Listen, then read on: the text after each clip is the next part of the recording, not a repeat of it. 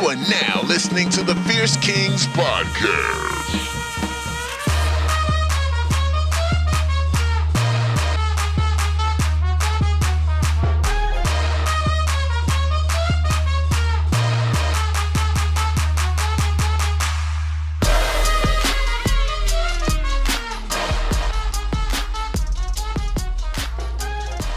Yes, y'all, and it don't stop. Ladies and gentlemen, my name is Paul. I'm with the one and only Stu Fierce, and you are now listening to the Fierce Kingz podcast. Stu, what it do? Baby. Baby.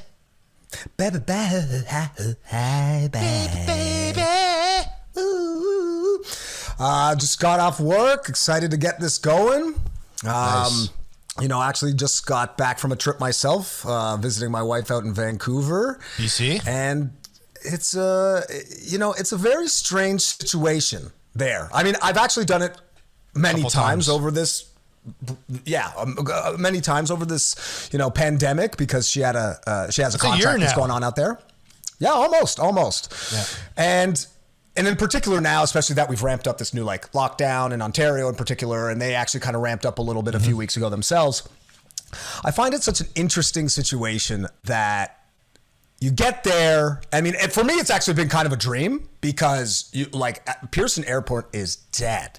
Yeah. And as a guy I know who's, traveled a bit himself and I have as well, that literally from drop off to gate, I'm not even talking drop off to security. I'm talking drop off to gate is 6 minutes. Oh shit. Yeah, because now they don't get you to take off your shoes. They don't want any touching and removing of stuff. Obviously, they get you to take out your laptop and like toiletries or whatever for liquids, but that's pretty much about it. Is this the best time? Sorry, is this the best time to smuggle drugs? Easily. Easily. All right, if you're hooping some crack cocaine, you're sailing right. You're gonna make some profits, especially if it's a domestic flight. Maybe if you're going international, you got to worry about it a little bit. But no one wants to go into that COVID bunghole, right? That's it, right? I mean, contact tracing. Yeah. Anyways, carry on. But so basically, you get there, and then there's all this, the protocols and the masks and the sanitizer every left, right, and center. But then, and then they have the dividers within the seats that are at the gate. So it's this is an open seat, this is not an open seat. Please, protect yourself and this, that. 6 feet, everything. 6 feet, everything. You're waiting like that when you're kind of getting towards the. Is there a mask police? Are there people excuse me, sir? Did you see any people with no masks in the airport? I saw one guy with no mask. But he might have been eating. Generally, I think people are pretty compliant. And I mean, that's sort of telling in society, I guess, anyway, and especially Canadian society. I think we're all pretty sort of agreeable people when it comes down to that. But then you're social distancing and 6 feet and this and that. And when you get to the gate and the flight attendant or hostess or whoever takes your card, and then you go onto the plane, and then you get into the plane. And and now they don't do the gap anymore. So the middle seat or whatever. Every seat is full. Every seat is full. So at that point, you're cracking open some rolled golds, because usually they give you this little goodie bag. I love rolled golds. Yeah, I got the pretzels and the bottled water and some Sandy and all this sort of stuff. Where you're cracking that open. You pull your mask down to eat and drink your water, and then the guy next to you is doing that as well. And you're just fully rubbing elbows. You're holding hands. You're holding hands. You're fighting over the armrest, and you don't even know the fucking person. Yeah. So it's back to sort of normal from that perspective. So you're basically saying, I'm contaminated now. Yeah. One sneeze from someone with COVID who maybe has no symptoms, and the whole plane is infected. You've essentially gone to the 6 feet, wear your mask, use your sanitizer, and then throw you into a canister in the air. How could that work? It's a super spreader. Well, exactly. And that's one of those things where they're trying to, I mean, I guess the desire for money, and obviously I understand their businesses and this and that, sure. But it's like, who are they really trying to kid? Like, really, at that point, they should say, like, let's cut the shit here, right? Like, if you're willing to go on the flight, you're taking what comes with it. Like, fuck all this other, like, theater. Like, that's really what it is when it comes down to it. And, I think we're all trying to do our best and protect the ones around us and all that sort of stuff. But, like, really, at the end of the day, this is just some hocus pocus bullshit. And they're trying to pretend as if they're, like, being on top of it. But you're like, as you said, you fucking have one big achoo and you're hitting that fucking lady in aisle 13B. And she's sick too, and everybody else in between. You know what, though? I said super spreader earlier. Mm-hmm. To me, when I hear the word super spreader, it sounds like a sick party. Kind of sounds like a fucking sick metal band. Super spreader. You guys going to the super spreader concert? Yo, I was front row at the super spreader concert, and I got COVID right in my face. Yeah. Super spreader concert, COVID-19 tour? Oh, yeah. COVID-19 2021 tour. Yeah. And listen, folks, like, wear your masks, wash your hands, keep 6 feet apart, but don't even lie to us one time if a super spreader event doesn't sound like the sickest party of 2021. Well, you see that shit all the time with, like, I mean, those people down in, like, Daytona Beach or whatever, like, and they're like spring break, and they're just like, no mask. Yeah, it's coming up. No, I think it already passed. But anyways, it's like they're fucking having a blast. They're shotgunning beers. They're going fucking wakeboarding, and they're just like riding Sea-Doos topless, and they're just like, we're at Super Spreader 2021 this year.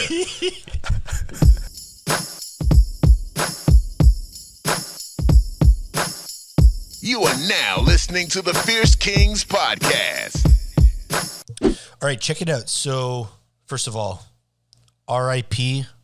to April the giraffe. So, are you familiar with April the giraffe? I am not. It's a celebrity animal. Where was this giraffe located? I don't know. Like it showed up on like my Google homepage, so it must have been a big deal. But I think it was like a very successful giraffe in the like animal kingdom. Like it was like a Hollywood, like it was in LA, it was in a zoo in LA. It was like did a lot of concerts with like Jay-Z and shit, or like what's the... I don't know if it was like a musical animal, but I know that it had lots of fame, paparazzi, etc. Right. Anyways, R.I.P. to April the gorilla. And it just got me thinking, like, we've been accustomed to a ton of different animal celebrities in our lifetime, from, Grumpy Cat. Shout out to Grumpy Cat. You know what I mean? Mm-hmm. Epic meme, famous cat. Harambe the gorilla, balls out for Harambe, right? Yeah. So Lassie. Oh, shout out to Lassie. Fucking, what is it? Airbud. Yeah, that's right. Dude, he's a good boy. Fucking most valuable primate. MVP. MVP, man. Beethoven the dog. Anyways, there's famous animals in our lives all the time. And so I guess the question to you is, like, do these animals know that they're famous? Do they have agents? Like, how does this all work? Because Airbud potentially might be missing out on a whole bunch of royalties. Yeah, I mean, it's one of those things where obviously the owner is lucking out like crazy. Of course. Right? Because they're like, okay, I'm going to... Well, maybe not for April the giraffe, because I guess no one owns a fucking giraffe. I mean, I guess I'm sure does if it's in a zoo. I think people own giraffes. Just rich people that kill giraffes. They must own some. Mike Tyson owned a freaking tiger. And I think it killed someone in his backyard, too. Yeah. But, I mean... They had to let that tiger go. They parted ways. Yeah. It didn't work but, yeah, I mean, I guess the question is that... do these celebrity animals have fan animals? Like there are other when other owners are showing their animal a picture of Air Bud or of April the giraffe, are the other animals like, holy shit, this is like the coolest. I can't believe my owner is showing me this photo right now. They've got their own tabloids. They've got like a paw signature. A paw signature. It's Paw Magazine, Popples, like People's Magazine, and it's just about Paw the famous Illustrated. dog. Yeah, that's it. You know, Paw Illustrated Swim Wolf Edition. Do you think like there's some golden retrievers like in the park be like, damn man, I heard he's got a 6-foot vertical. Cause I'll be fucking perfectly honest with you, I can't tell the fucking difference between a dog. Like if you and put a human? barely, because most of them are dogs anyway. Sure. But it's just like no. But like if you put up if you show me a picture of a golden retriever and you're like, oh, this is my golden retriever Roger, and then you're like, here's my golden retriever, fucking golden boy, I'm gonna be like, isn't that the same fucking dog? Like you could fool me any day of the week. I would have no idea. And then but they're like, oh, the basketball jersey is a differentiator. So obviously if there's a golden retriever with a basketball jersey, you're gonna be thinking to yourself, okay, he's athletic. Might be a replica. Yeah, but it real? It could be Air Bud. We'll have to take a sniff. You know. Yeah. Oh, you know what? Other golden retrievers will know for sure. Like, that ain't Air Bud's butt, man. But like you can't like. I mean, seriously, like people think. How can you tell the difference between them? Like it's just the same breed or whatever. Like. You see a photo of it, there's no difference. I guess they have slightly different features, but very slight. So yeah, they're about the same, and I guess the way you groom them and shit. But anyways, I guess that's at the same time. Do they say something like, you know, all humans when look they're the same? talking? Yeah, they're talking to themselves. They're talking to other golden retrievers. They're like, oh man, a lot of those humans look the same. The way that we complain about a dog, do you think that dogs complain about us? They're like, this fucking human keeps feeding me these brown pebbles all the time, and over there he's cooking up a nice little steaky pot. Yeah, I'm getting discriminated against. Yeah, that's doggist, man. And I think you're right. I mean, maybe dogs less so than other animals, because I think if you're like, if you see some of these like feral animals, they're gonna have something to say about it. Like you're gonna give it some fucking brown pebbles, as you like if you had Mike Tyson's fucking tiger there or whatever, and you're cooking up a nice Angus, he's gonna attack you. Because he's gonna be like, I want that. Yeah, he's like, there's no chance in hell that I'm not having that steak, and I'll legit, and it's in my genetics, I'll rip your fucking face off. Now, let me ask you about Grumpy Cat, because he was like an internet sensation. Yeah. I think that might be one of the first celebrity, and forget about celebrity, just animals that made it viral on the internet. I think so. MVP, Air Bud, you know, actually, well, Harambe made it pretty big, but Grumpy Cat was first. Does that cat know that he was taken advantage of? The t-shirts, the magnets, the who knows what, you know what I mean? He was on TV, he didn't know he was on TV, and he was pissed all the time, Grumpy Cat. Well, that's the thing, is I think he wouldn't care because he was just pissed anyway. Or knowing that there was people that enjoyed his grumpiness make him feel happy. No, I think he was always grumpy. Dead inside. Yeah. He was a dead, grumpy cat. You know what's jokes about Beethoven? That he was named Beethoven.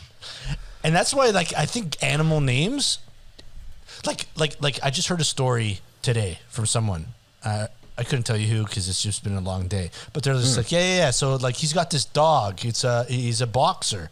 Oh, yeah? I'm like, what's his name? He's like, Rick.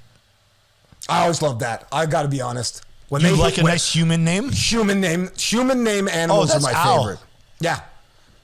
Because and especially when you get confused, like when they're like, "What'd you do this weekend?"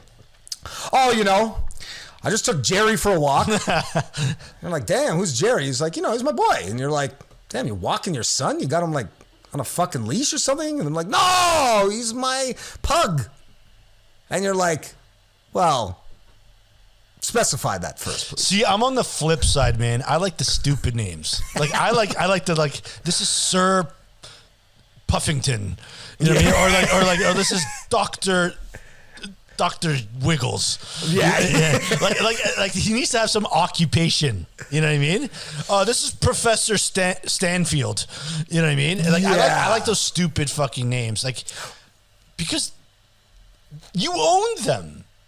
So you can make them when you want. Like, imagine Halloween with your dog. It must be jokes as fuck. And listen, I've never had a dog. For all you dog owners, it must be sick.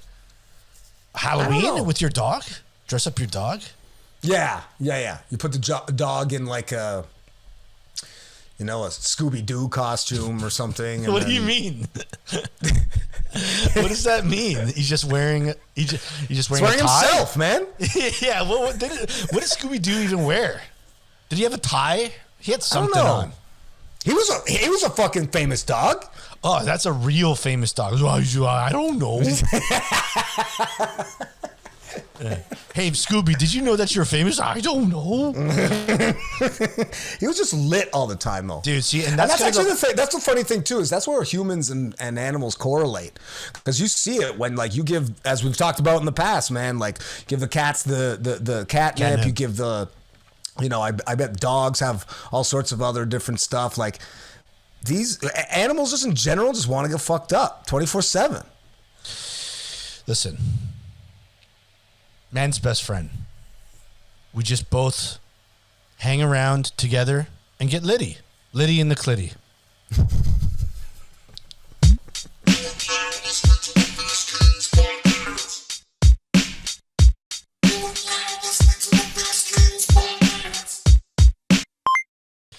So I have a really, really, really important question for you.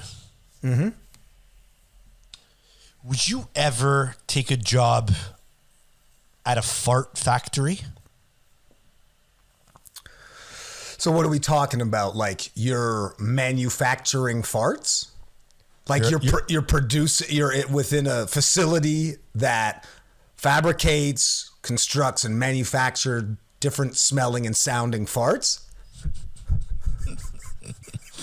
Yes. So then, for humans. So like I farted today, right? Yeah. Imagine that fart was previously manufactured in this factory and then somehow embedded in my body. So then, it's an amazing business. Does the factory itself stink? Oh, it smells like shit. It smells like farts. Like, you know how you like drive by, like, have you ever driven by like the Hershey chocolate factory here in Toronto? Yeah. And you're like, oh yeah, that smells like chocolatey goodness. And then like you'll go by, like, there's I think it was Mr. Christie, and it smells like cookies. And then you'll go over on the Queensway and you're like, there's definitely a sewage plant here. It smells like pure diarrhea. You know what I mean? So like when you drive by this one, you're like, wow, that was a seam ripper. Right. That really, not only, but then I guess, but that's a sound, I guess. I mean, I guess it's also arbitrary, right? Because like not all farts are created equal, right? That's for sure. Like sometimes it's a seam ripper and it's just no stank. And then sometimes you let it up and the whole block is just completely annihilated. Or vice versa. You know, you're on the assembly line at the fart factory, and you're doing a great job, and before you know it, you just get TKO'd, just completely knocked out because it was a silent but deadly. Do the people at the fart factory, do the people who work at the fart factory fart themselves, or do they have to save the farts for the manufacturing element of the employment? Well, they get fart stocks.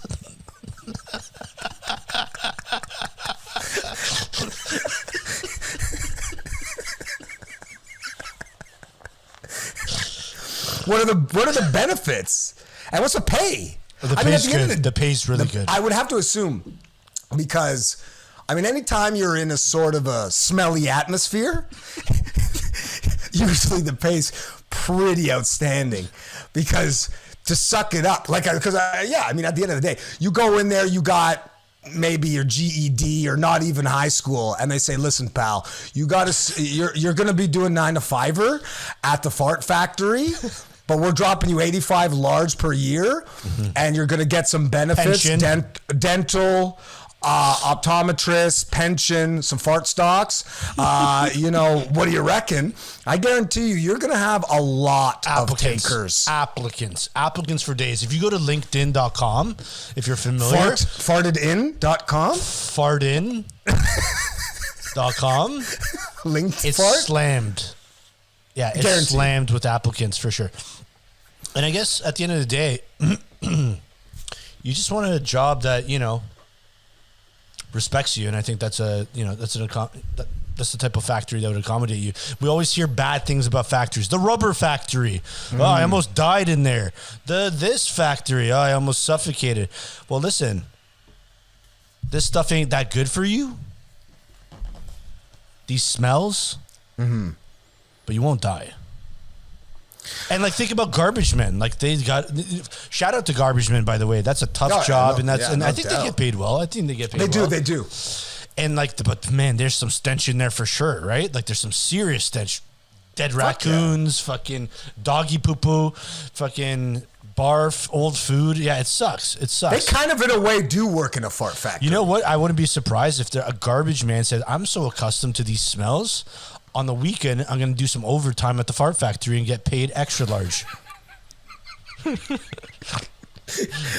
you're basically living this life of just odor. Because I wonder if you worked at the fart factory and also worked as a garbage man, or even just one or the other, a garbage person. Waste collector, I think, a waste engineer, I believe they're called now. Sure. But it's and then you went to a party or it's your birthday or Valentine's Day or something, and someone handed you roses, and you said, "What the hell is this?" And you say, "Well, this is a beautiful smelling rose or peonies or whatever," and they say, "I want an extra wet, sloppy fart." Oh. I want to see skid marks coming underneath those white scungies, man. Now, let me ask you a question. If a fart factory worker received a whoopee cushion as a present for Christmas, that's the only present they could receive. No, but what is the experience? Are they like, haha, got me? Or would they be like, thank you so much. Great product, amazing sound, almost true to life. It's like an HD TV, but it's like a HD fart sound. Mm-hmm. You know what I mean? And they're thinking, I could use this for more fart research, propose it to my manager and say, I have a brand new recipe I think you're going to really love and hate at the same time. Because do they have an FR&D? Like a fart research and development department at the fart factory. So when they get hit with the whoopee cushion and they say, well, I've heard that one before. It's a kind of a classic. And, I'm looking for a really good fart. One of those ones where you've been at work all day and you're in the office and you got maybe a dingleberry or two and you're itching and you get home and you let one rip and it tickles everything in the right spot and you go, Imagine part of your job is now you're not on the fart assembly line and you're actually part of business development and maybe new fart employment and new fart opportunities. And so you're working in corporate offices or fart factory industries and they're like, we have a critical meeting at 10 a.m. EST. You better be there in the boardroom at 10 sharp. You show up, it's packed, there's 10 people and the CEO everybody's pantsless or wearing chaps? No, they're just letting them rip? No, everyone's just waiting. And the CEO shows up and just is silence. And he goes, and then it's silence. And then someone is just like, oh, there it is. Or they were like, Ooh, oh my, that's good. That's real good. Or they're just like, I'm sorry, I closed the door too slow. I wasn't finished.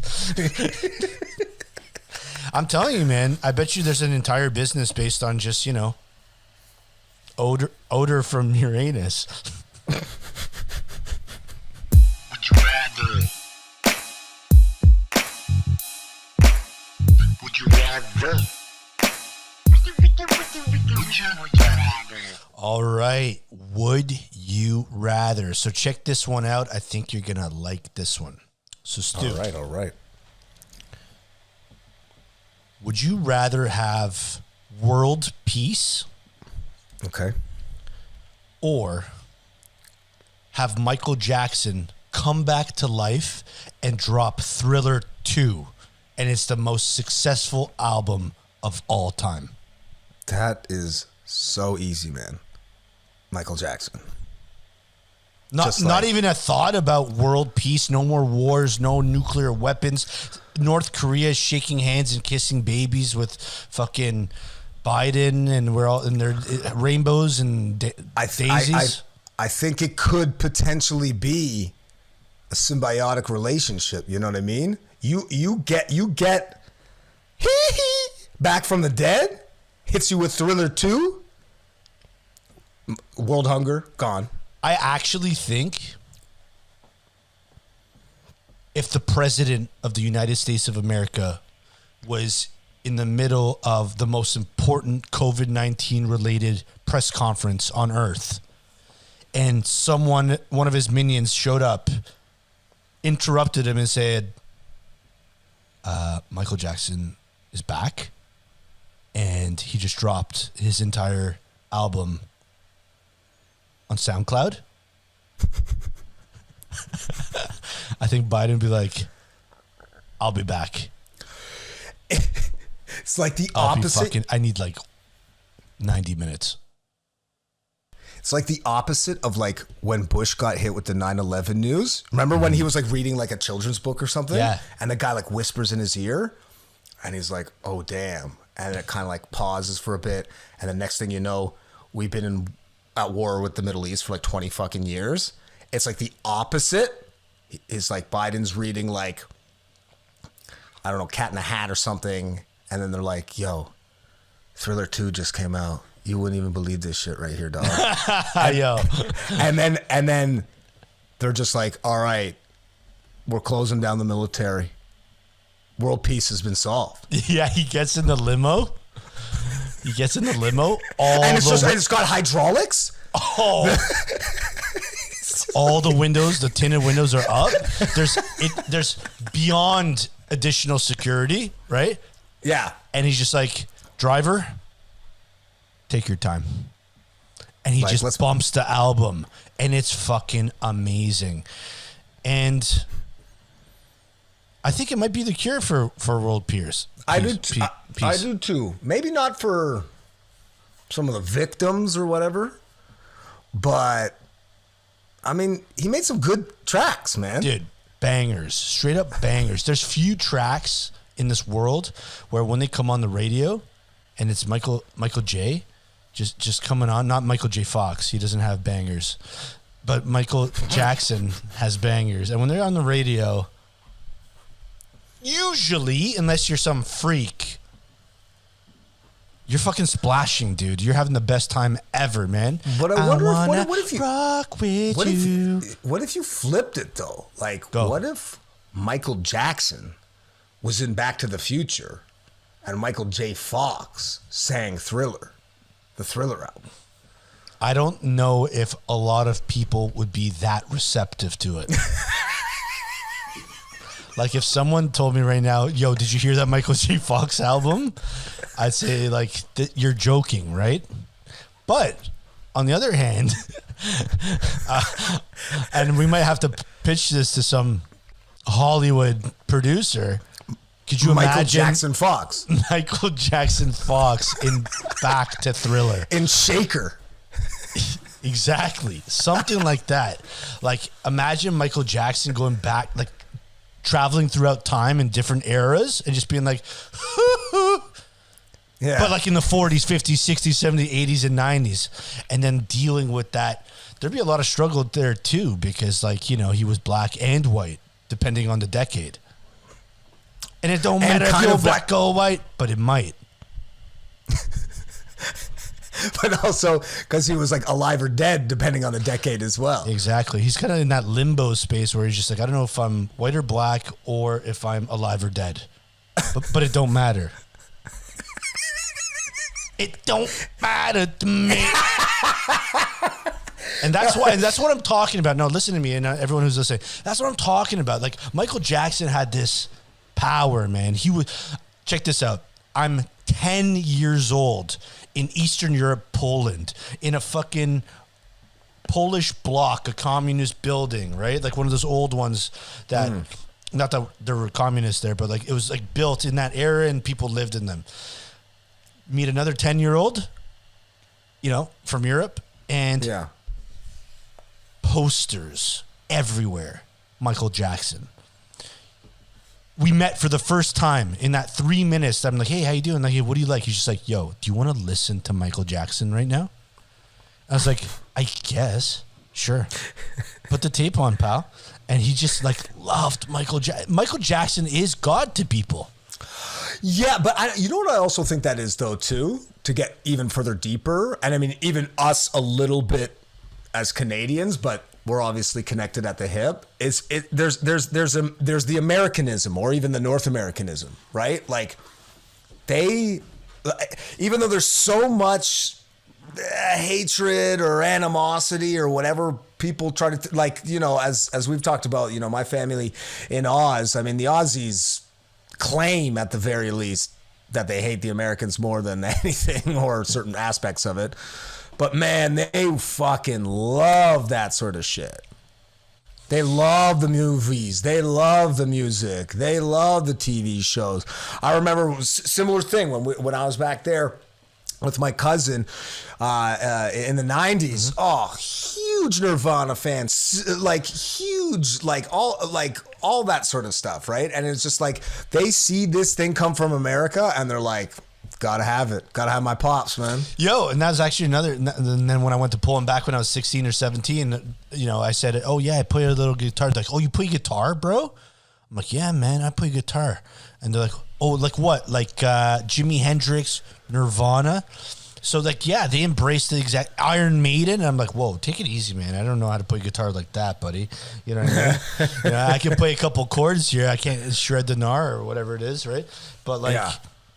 Yeah, you're right. It's crazy. But I'm just trying to think, like, what nation wouldn't take Michael Jackson in this scenario? It is North Korea, right? Because they hate fun. They're like, oh, is that fun? Fuck that shit. I heard that they were kind of down. Like, I mean, the whole place is fucked up, and I feel bad for those people. But, like, that was one of those big jokes in Team America World Police, which apparently was actually really true, that Kim Jong-il was like a huge Hollywood fan. I bet. Like he wanted to be like a basketball fan. Yeah, like in his huge, like his whole dream was to be like a big, like, you know, Hollywood type celebrity, right? And so, he still can. Well, he's dead. Yeah, but he still can. If Michael Jackson's coming back from the graves, he can too. too. So what if Michael Jackson and Kim Jong-il got together for the most epic collaborative album of all time? And solve world peace at the same time. Right? They're like, let's these differences that we've had in the past, let's squash them right here. The Thriller in Pyongyang. It's an absolute insane collabo project, and I bet you it would get venture capital funding. Guaranteed. So first of all, someone has to figure out how to bring humans back from the dead, which is revolutionary, of course. Right? We're close, though. You think so? Oh, man. Michael Jackson will be the first person reincarnated or brought back to life, hands down. Man, I've read different articles on this sort of stuff, and I'm sure you've seen those like different sort of like snippets and kind of like sort of viral or on like posts about certain things. And basically they've like figured out science so well at this point that like in effect there's no reason for human beings to not live forever. Like they can make apparati to like go around your heart, go on your brain, little mesh, and like the microscopic mesh, also keep your heart pumping, keep your brain going. Like they're at that point now where like, and we're also seeing this now in this day and age with, our fear of people passing too young or whatever, even though they're like 150 years old. Pretty soon, like the average expectancy rate is going to be like 250 years old. I'm down because I need help with my body. But quick question. Go. If tomorrow Twitter, you check your Twitter and Michael Jackson is trending and you see a full 12-track album available on Spotify,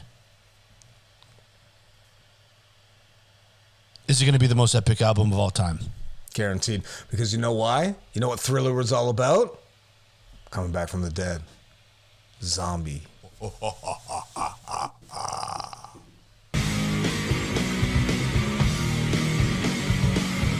me, rape me, rape me, rape me, rape me. All right, Rate Me. We're back at Rate Me. This is a new segment that we've been testing out. Pretty damn fun, not going to lie to you, man. Got a good one for you. Check it out. So, remember, you got to rate this from... So, there's three of them. One is whack. One is dece. The other one is dope. Okay? So, this one is the top ice cream truck treats growing up. So for all the folks, I mean, you guys were kids once, man. You hear that later, pal. I'm fucking freaking out. My mom's freaking out too, to be honest. My sister's calling me. My dad's just like, yo, don't forget about me, eh? You know what I mean? So when that thing comes through, rate the following. Okay. A slushy supreme, a dipped cone. This could be vanilla. This could be chocolate. Could be the swirl, and it could be dipped in chocolate. It could be dipped in butterscotch. And if you're crazy, not crazy like you're insane, but like if you're feeling crazy, you could also roll that bish in some sprinkles or peanuts. Yeah. Okay. It's insane in the main brain. Okay, and then the last one is. The banana split. Now I have tons of things to say, but I really want you to just kind of let me know what you're thinking right now. Okay, so I'll start off. I'll tell you why this is a tough one. Sure. And maybe for me is that there's sort of like the nostalgia element of everything, and then sort of the time and the place element of everything, right? Okay. And I think that for lack of a better overview, Sure. all dope. Like really when it comes down to it. Is there a fail in any of those three? There's not. Maybe if you have like a banana allergy, you know which one's whack. Yeah, I mean, if you've got any sort of challenging physical characteristics towards any of these particular materials, then there's going to be a situation, right? But I'm saying it's like, okay, so like the Slushy Supreme is just all out glory. And I mean, maybe the one knock on it, if you get too excited, you're going for a brain freeze. Brain freeze. But like those, just even the classic swirl dipped in chocolate with the sprinkles or peanuts was usually the go-to for me, to be perfectly honest. That, because that also ended up being the cheaper element. Oh, wow. So that was For sure. usually happened was you'd get your like whatever toonie from your folks, and like you could probably get that. I mean, I'd have to think back. We're talking about the 90s at this point. I mean, I don't know what they go for now, but I do know. Oh, you do? I'll tell you later. Are they? It's expensive. It's a fucking joke in comparison to what we had before. And I'm saying is like it's expensive as fuck. Like you'd be shocked. Like, but that's inflation. But that's inflation. Yeah, but because I remember classic cone with the swirl skis was probably about 90 cents. It was $1.25, I think. It was just like cone. I think the dip was 125. Yeah, the dip was 125, correct. Yeah. And so then the slushy, and then I remember the slushy was comparable. The slushy supreme where you were diving into the 175. Two maybe, depending on size. Yeah, exactly. Oh, yeah, because they did have the two sizes.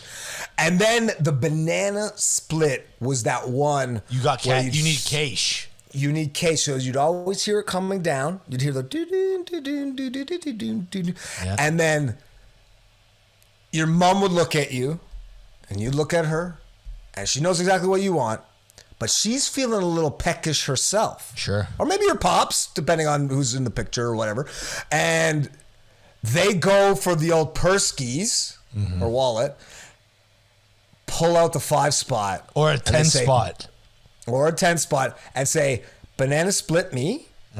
And I want all the whole kit and caboodle. I want the drizzle. I want the nuts. Don't I want the skimp sprinkles. on this. And you were probably gonna get a few slices, a few bites. You might get you got extra spoons. You got extra spoons. You had to live on Post Road or in Forest Hill to be able to afford, like, for you to like go to the truck. You get a Percy split. There was no such thing as a Percy split where I came from. Percy split only came to residents around the Rosedale area. Yeah, probably. I bet it's kind of like one of those things, like, you know how businesses cater towards their neighborhoods, like the demographics, right? They know what people are buying in this now, like Shoppers, right? Like Shoppers Drug Mart. It has certain things in certain areas, right? Depending on their demographic, and so they probably knew most of those trucks that came around our neighborhood, which wasn't bad by any stretch, but in that time it was a little different. They were like, these aren't banana split people. I might have a couple frozen bananos. Yeah. Up in the free go, but one bundle a week max. You might get one Babby Point guy to go for it. Yeah, he's like, most of these guys are. He knows Jim, when he rolls up, Jim's getting that split. Listen, he's a split guy. He's a split guy. I had a banana split once. I saved up for a banana split. You know how much a banana split was in the 90s? $3.75. But yeah, that's what I thought it was. But remember what it was. It was a boat. It was a boat. And it was a boat. I'm on a boat, motherfucker. And he put the bananas on both sides. It was a triple. It was a triple. It was a triple corner. I can picture it right in my head. Chocolate, vanilla, swirl, whatever you want, really. Covered in sprinkles and peanuts. Man, to be honest, it's fucking insane. And I think there was some strawberry action too. It's up to you. Strawberry, blueberry, peanuts, sprinkles. The thing was, the problem with the banana split was if you're 9 years old and you're rolling up to the thing and you're walking out with the banana split, all the other kids are like, we're going to rob this guy. Take his skateboard and fuck him. Fuck him up. That was the thing though, right? Is that it's like, $4 on a fucking ice cream? Are you insane? Like you sort of knew the socioeconomic standing of your different peers when they hit the lineup. Because you remember, because you remember the lineup that it went down like Glendonwin or whatever the hell that street was, or like Burnaby Public School. Yeah, and so it was like. You'd have that cat, more often than not, it was the classic. You were getting the chocolate, the vanilla, or the swirl. And I think they were all the same cost, Or just a slush. Forget Or Supreme. just a slush. So you're dealing from the 75 to the 125 kids. Then you Regular were like, folk. just good. Just a nice, normal kid. just a nice normal kid. Then you've got the sort of like maybe they saved up some extra shekels or who knows what, and they get this, and then they get the slushy supreme at $1.75 or whatever the hell it was, right? Sure. Or $2.25, I think, for the large. And then obviously going upward from there. But then you would have, or the rocket. Remember? The rocket, bro. And then, so that was usually, because I remember that was thick. You could barely wrap your fucking lips around it. It was so big for that time. Well, the top was narrow, but then it got kind of hectic.